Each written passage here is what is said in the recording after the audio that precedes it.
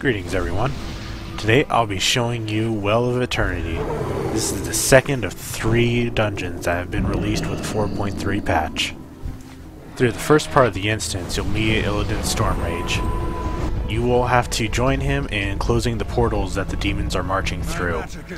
Do not attack the demons that are marching around, and only attack the ones that are near the portals, so that way you can right-click on the crystal and destroy them. Once you close all 3 portals, the first boss will appear in a little bit and you'll be able to take him on. Throughout the fight, the boss will put a stacking debuff on the tank, which increases damage by 10%. This will only be put on the tank, but if you do not down him in time, the tank will continually take a lot of damage and you'll wipe. The boss will also use another move called Fell Decay. Healers will have to watch out for this. This will do about 40k initial damage, and then it will tick over time on the person it's cast on. If the healer heals that person during the time that the debuff is on them, they will take the amount of damage that they heal. So you'll have to be careful not to kill yourself. Everyone will have to watch out for the move Fell Flames, who will basically put a circle of flame under a random person, and the longer you stay in that flame, the longer you'll take damage. You'll need to get out of it as soon as possible. At around 60%, the boss will stun everyone and then do damage to everyone, a significant amount too. This pretty much can't be avoided, so you'll just have to expect it. Afterwards, everyone will enter stealth and you'll want to move away from the middle. The boss will start spawning eyes in order to look for you, and if you get caught by those eyes, the boss will stun you for 8 seconds and he will double his attack speed. At about 20%, the boss will go into a frenzy, and that's all there is to this boss. After you defeat the first boss, you can make your way up to the second boss. There will be a few mobs that you'll have to clear on the way, and some of them will spawn little clones of you. Just want to make sure those don't get on your healer too much and annoy them too much. When you get to the second boss, you don't actually fight Azara. You fight her guard while fending off her mind control attacks. She tries to mind control you in 2 ways. The first way, she will have some sort of hand come out and mind control one person. All you have to do is attack and destroy that hand to free that player. One other way she will try to mind control you is through a mass spell called Total Obedience. If she gets this cast off, then you basically wipe. You need to interrupt this cast within about 8 seconds, so just make sure you have somebody keeping an eye on her so that way if she starts casting it, you can stop it before she wipes you all. During the fight, 2 of her guards will come at you at a time. If you take too long trying to kill them, then 2 more will spawn and then you'll have to deal with more. So try not to take your time and get them down before that happens. When they come at you, you'll actually want to focus on the mages first. There's a fire, a frost, and an arcane one. If you spread out and you just avoid getting hit by stuff that comes at you, you'll be able to avoid taking a lot of damage that way.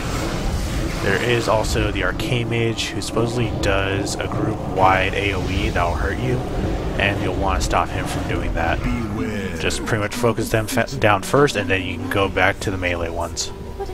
Once you defeat all of her guards, Azara will basically get bored of you, give you something, and then she'll move on. After that, you can watch a quick cutscene with the drakes. If you want to skip it, just talk to the drake you're riding. After that, you'll move on to the next area. In this next area, you will help Illidan and Peroth'arn get to Varo'then and try and stop him from whatever he's doing at the Well of Eternity. During this part, you want to take advantage of the buffs that both of them give you. The first one from Peroth'arn, as long as you stay in the moonbeam she summons, you'll be able to do massive extra damage to any demons by attacking them.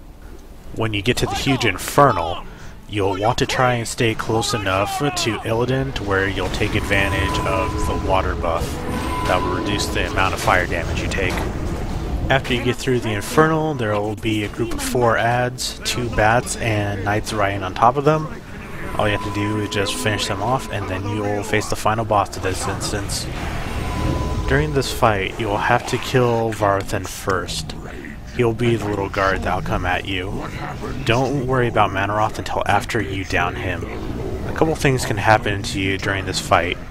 One of them is Fell Firestorm. Manaroth will cast this, and it'll cause fell flames to fall from the sky and burn wherever you're standing. As long as you keep moving until it stops, you don't have to worry about taking damage from it. Another thing that can happen is 2 mobs will come out of the portals, and they will cause Peroth'arn to collapse. When this happens, run into the moonlight beam that she summons, and kill the Dreadlord debilitators. This will allow Peroth'arn to get back up on her feet and start killing the ads again. From there, you'll be able to attack Varo'then or Manaroth if you've already killed Varo'then by this point. When Varo'then dies, he will drop his sword. When this happens, right-click it and it will wound Manaroth, allowing you to do more damage to him. From this point on, you'll want to just focus down on Manaroth. Over time, there will be ads that will come through the portal, so you want to try and position yourself so that way they run through the tank so he can pick them up. Once you get Manaroth to 20%, you basically win the fight. There is also an alternate way of doing this fight to where you just ignore Varo'then, have the tank hold on to him, and just burn down Manaroth. If you do this, Manaroth will heal himself by sacrificing Varo'then. Then you can continue on killing him for the achievement. When Manaroth does kill him for his health, you will actually want to look out for the sword. He still drops it, and you can use that to wound Manaroth. Well, I hope you enjoyed this guide, hope it helps you, and good luck. No! This victory will not be ripped from my grasp. I will not return to him in failure. I will not be torn from this pitiful world. No! No!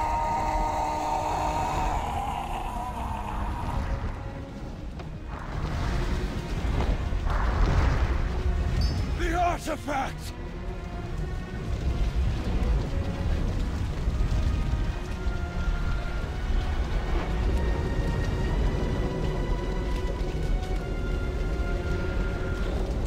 The dragon's soul is safe once again.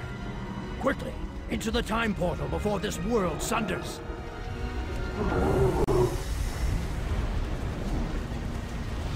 Peroth'arn. Hush, Tyrande. Where is Illidan?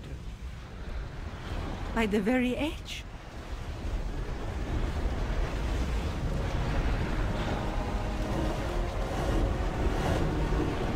Brother, a timely arrival. Illidan! The well is out of control! Aye. It's been twisted and turned by too many spells. The fuss we, especially you, made with the portal was too much. The same spell that sent the Burning Legion back into their foul realm now works on the well.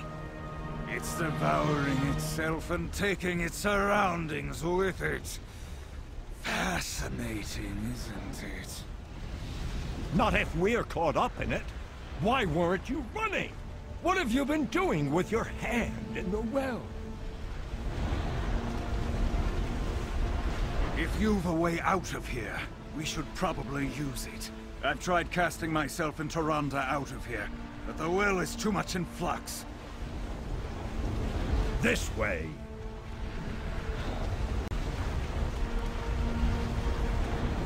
I do not know who you are, but I thank you. Without your aid, our world would be... I do not wish to think about it. Moon Goddess, light your path.